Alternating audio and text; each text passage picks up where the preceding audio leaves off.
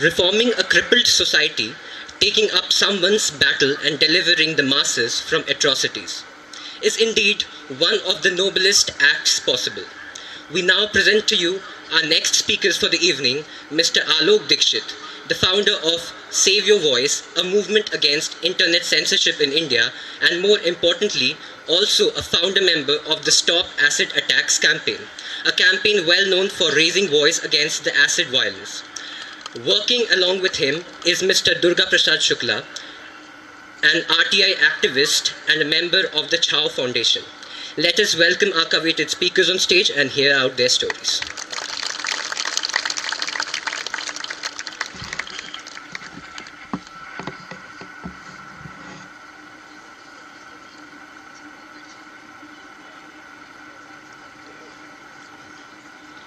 Hello.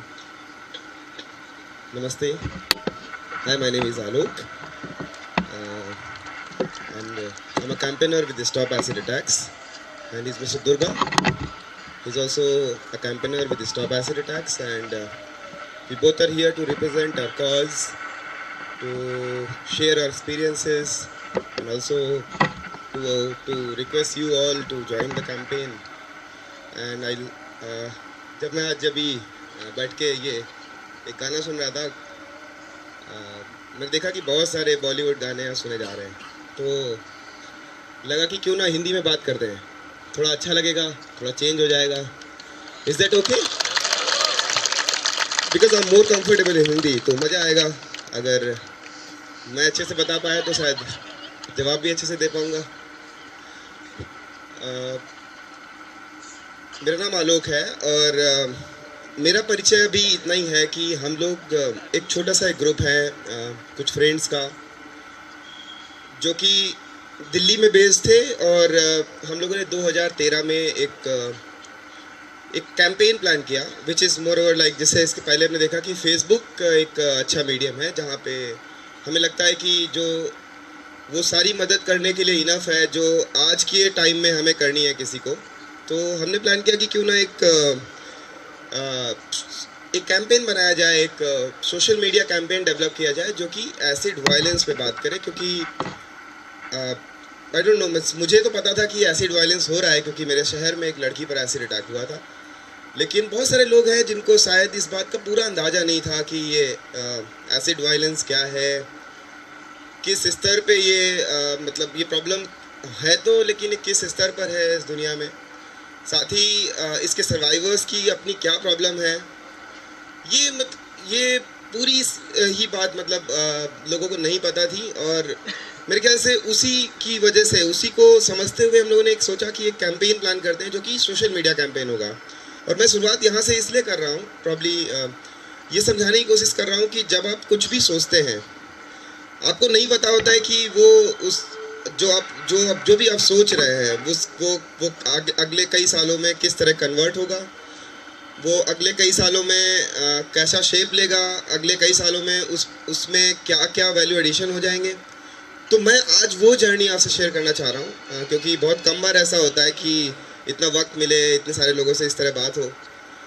और उसी का रिज़ल्ट है कि एक छोटा सा ग्रुप जो दिल्ली में हम लोग फ्लैटमेट्स थे, एक तरीके से कहें, एक ही फ्लैट में रहने वाले कुछ दोस्त जो कि अलग अलग बैकग्राउंड से थे. उसमें कुछ लोग जर्नलिज्म बैकग्राउंड से थे, कोई मार्केटिंग में था, कोई बस पढ़ाई करने ही आया था, कोई अपना छोटा शहर छोड़ के बड़े शहर में जॉब करने आया था. ऐसे कई सारे दोस्त थे जिन्होंने जो एक जगह रहते थे. तो ये प्लान हुआ कि ये कैंपेन करते हैं, और धीमे धीमे करके वो कैंपेन एक फाउंडेशन में डेवलप हुआ, जो कि हम लोगों ने डेवलप किया, छाओ फाउंडेशन. और फिर ये कैंपेन आप लोगों के बीच में है आज. और आज मेरे ख्याल से बहुत ये रेयर ओकेज़न है जब मैं इस इशू पे बात करने आया हूँ, क्योंकि मोस्ट ऑफ द टाइम इस इशू पे कोई एक सर्वाइवर बात करती है जिसने एसिड अटैक फेस किया है. शायद आपने कुछ लोगों का नाम सुना हो, जिसमें से लक्ष्मी भी हैं, जो मेरी अभी लाइफ पार्टनर भी है. और मैं बहुत कम बार इस तरह से सबके सामने आ पाता हूँ. और चूँकि मेरे पास भी पीपीटी नहीं है, इसलिए मैं आपको ये समझाना चाहता हूँ कि इस कॉज को अगर मैं कहीं से शुरू करूँ समझाना, तो वो ये है इन शॉर्ट, क्योंकि मैं आगे चाहता हूँ कि इस कॉज के बारे में आपको वो बातें बताऊँ जो प्रॉब्ली हम लोग यूँ शेयर नहीं कर पाते। सन 2013 में जब हम लोगों ने एसिड वायलेंस पे काम किया तो तब तक एक बड़ी अजीब सी बात थी कि एसिड वायलेंस तो बहुत सारे हो रहे थे, लेकिन इस बारे में ना तो कोई गवर्नमेंट का एक ऑर्गेनाइज डेटा था। जैसे बाकी चीज़ों पे आता है, हमें पता होता है कि कितने रेप हो रहे हैं, कितने केसेस डिसेबिलिटी के हैं, कितने केसेस, मतलब हमारे पास हर एक चीज़ का डेटा है। लेकिन एक ऐसे क्राइम का जो कि बहुत हीनियस है, जिसको सुप्रीम कोर्ट कहता है कि हीनियस क्राइम है, उसका कोई डेटा नहीं था हमारे पास। हमें नहीं पता था कि जो सर्वाइवर है वो कहाँ रह रही है, किस तरह का पेन झेल रही है। इसलिए इस पे काम करना बहुत स्ट्रेस से काम करना था। मतलब जब मैं गूगल करता था एसिड अटैक के बारे में तो मुझे कोई सपोर्ट कंटेंट नहीं मिलता था। मैं सोचता था कोई कंटेंट मिल जाए, तो गूगल पे कंटेंट जनरेट करना ये हमारा काम था। और हमारा बैकग्राउंड ये था कि हम लोग कंटेंट को ही ठीक से समझ भी पाते थे। मैं जर्नलिज्म स्टूडेंट था, मैंने जर्नलिज्म कंप्लीट की थी बहुत हाल ही में, और मैं बस कुछ एक नौकरियां कर रहा था। तो मुझे पता था कि हम सब लोग कंटेंट के लोग हैं और कंटेंट के जरिए कैसे कैंपेन डेवलप करें, ये एक चैलेंज था। जैसे कि दुर्गा भाई, जैसे इनका एक्सपर्टीज़ ये था कि एक छोटे से शहर में